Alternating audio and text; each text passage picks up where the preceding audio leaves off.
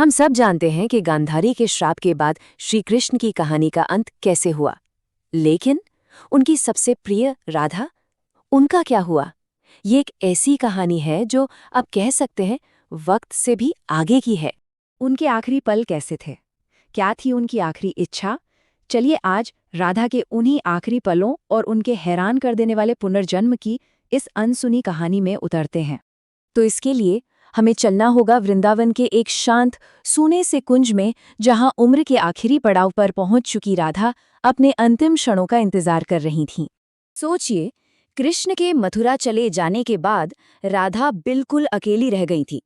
शरीर बूढ़ा हो चला था, कमजोर भी, पर दिल दिल तो आज भी उसी किशोरी का था जो बस कृष्ण के लौटने का इंतजार कर रही थी।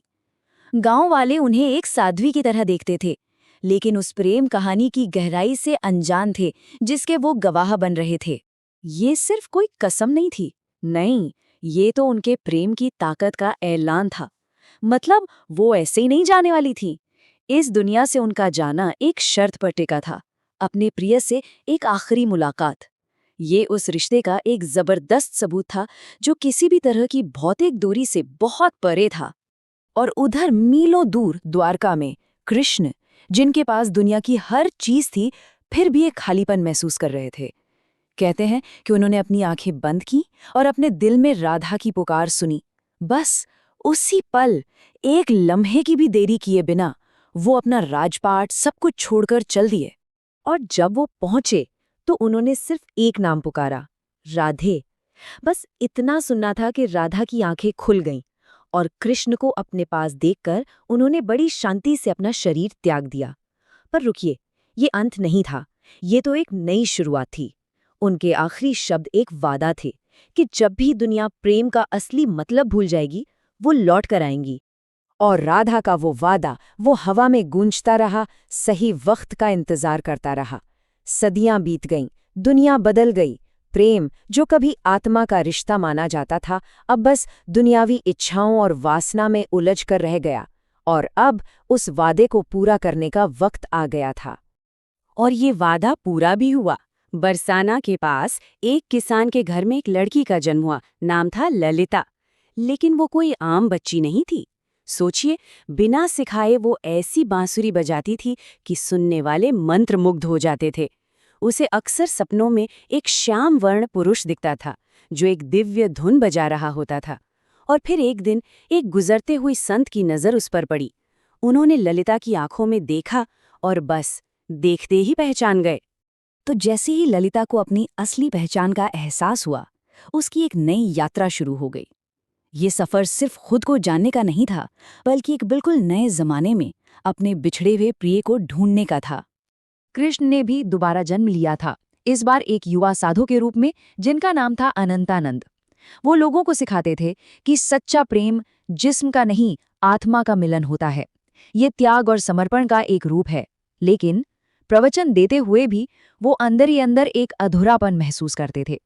उन्हें भी सपनों में एक अनजान स्त्री दिखती थी। तो जिन संत ने ललिता को पहचाना था, उन्होंने ही उसे उसका मकसद भी बताया। उसे अनंतानंद को ढूंढना था। और उनका ये मिलन सिर्फ उन दोनों के लिए नहीं था। नहीं, इसका मकसद तो पूरी दुनिया के लिए प्रेम की परिभाषा को फिर से जिंदा करना था। यही उसके जीवन का सबसे बड़ा लक्ष्य था। लेकिन जरा सोचिए, ये कितना मुश्किल रहा होगा। ये कोई उनके बचपन का वृंदावन तो था नहीं। ये एक नई दुनिया थी, नए चेहरे, नई पहचान। वो उन्हें कैसे ढूंढ सकती थी? इस बार की परीक्षा पहले से कहीं ज्यादा बड़ी थी। तो बस हाथ में एक छोटी सी बांसुरी और दिल में अटूट विश्वास लिए ललिता अकेले ही निकल पड़ी। वो गांव-गांव भटकती और उसका संगीत, वो एक पुकार थी। एक ऐसी आत्मा के लिए पुकार जिससे वो इस जीवन में तो कभी मिली ही नहीं थी। और उसका ये सफर आखिरकार उसे एक जगह ले आया, वृंदाधाम, जहां उसके प्रेम की सबसे बड़ी, सबसे आखिरी परीक्षा उसका इंतजार कर रही थी। हुआ यूं कि अनंतानंद प्रेम के असली मतलब पर प्रवचन दे रहे थे और बोलते बोलते भीड़ में उनकी नजर ललिता पर पड़ी। बस उसी एक पल के लिए जैसे वक्त ठहर सा गया। दोनों के बीच एक खामोश पहचान हुई, एक ऐसा कनेक्शन जो जन्मों जन्मों का था। अनंतानंद ने अपना प्रवचन बीच में ही रोक दिया और उसकी तरफ दौड़ पड़े। लेकिन उनके इस मिलन को तुरंत चुनौती मिली। कुरंगनाथ नाम का एक साधु सामने आया, एक ऐसा विरोधी जिसे लगता था कि उनका ये प्रेम समाज के बनाए कठोर नियमों को तोड़ देगा। उसने उनके इस आध्यात्मिक रिश्ते को पूरी व्यवस्था के लिए एक खतरा मान लिया। कुरुंगनाथ ने ऐलान कर दिया कि उनका प्यार इस नए जमाने के नियमों के खिलाफ है, और उसने एक ऐसी परीक्षा रखी जो लगभग नामुमकिन थी। ललिता को आंखों पर पट्टी बांधकर बिना अनंतानंद की आवाज सुने या उनका कोई पता जाने उन्हें ढूंढना था, और शर्त ये थी कि अगर वो नाकाम रहीं तो वो आने वाली कई सदियों के लिए बिछड़ जाएंगे। और ललिता ने पूरे विश्वास के साथ ये चुनौती स्वीकार कर ली। और बस यहीं से उनके प्रेम के आखिरी और सबसे गहरे इम्तिहान की शुरुआत हुई। एक ऐसा मिलन जो आंखों या कानों से नहीं बल्कि सिर्फ आत्मा से होना था। आंखों पर पट्टी बांधे ललिता भटकती रही, लोगों का मजाक सहते हुए। कुछ साधुओं ने तो ये कहकर उसे धोखा देने की कोशिश की कि वही अनंतानंद है। यहाँ तक कि खुद कुरंगनाथ ने भेष बदलकर उसकी परीक्षा ली, लेकिन उसके दिल को कोई धोखा नहीं दे सका। वो जानती थी कि वो किस आत्मा को ढूंढ रही है। जब कुरंगनाथ ने गुस्से में पूछा कि ये किस तरह का प्यार है जिसकी वो बात करती है, तो उसका जवाब बहुत गहरा था। उसने कहा, मेरा प्रेम इस जमाने के बंधनों से आजाद है। इसे शब्दों में समझाया ही नहीं जा सकता। उधर अनंतानंद एक सूनी गुफा में गहरे ध्यान में बैठे थे और बस ललिता का नाम जप रहे थे। और ललिता सिर्फ अपने दिल की आवाज के सहारे एक अंदरूनी खिंचाव से आखिरकार उसी गुफा के मुहाने पर पहुंच गई। उसे अंदर एक दिव्य ऊर्जा महसूस हुई। वो अंदर गई, अपनी बांसुरी उनके पैरों में रख दी और पूछा कि क्या आप वही हैं जिन्हें मैं ढूंढ रही हूँ? अनंतानंद ने एक शब्द भी नहीं कहा। उन्होंने बस वो बांसुरी उठाई और वही धुन बजा दी जो ललिता को सपनों में सुनाई देती थी। उनकी आत्माओं की धुन।